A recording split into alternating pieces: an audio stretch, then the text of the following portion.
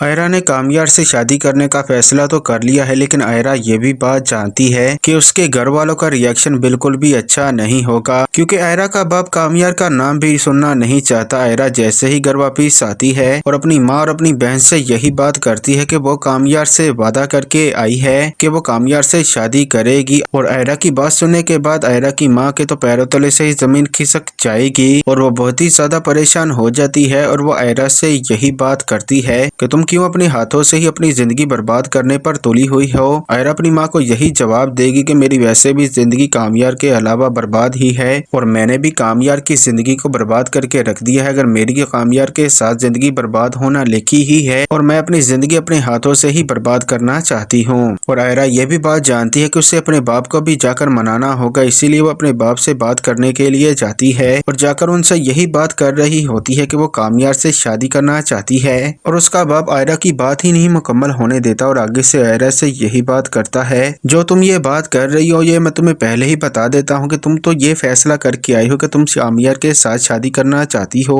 एक फैसला मैं भी करने जा रहा हूँ, उस फैसले में तुम्हारा कोई भी अमल दखल नहीं होगा और बाद में ये मत कहना कि मैंने तुम्हारे साथ गलत किया है। और आयरा अपने बाप की बात सुनने के बाद बहुत ही ज्यादा परेशान भी हो जाएगी। आयरा कामयार को फोन करेगी और उससे यही बात करेगी कि मैं स्टैंड ले चुकी हूँ और मैं तुमसे शादी भी करना चाहती हूँ, कहीं तुम पलट तो नहीं जाओगे। तो आगे से कामयार आयरा से यही बात करता है कि मैं भी तुमसे शादी करने के लिए आया था, तुम पलट गई थी, इसका ये मतलब नहीं है कि मैं भी पलट जाऊंगा।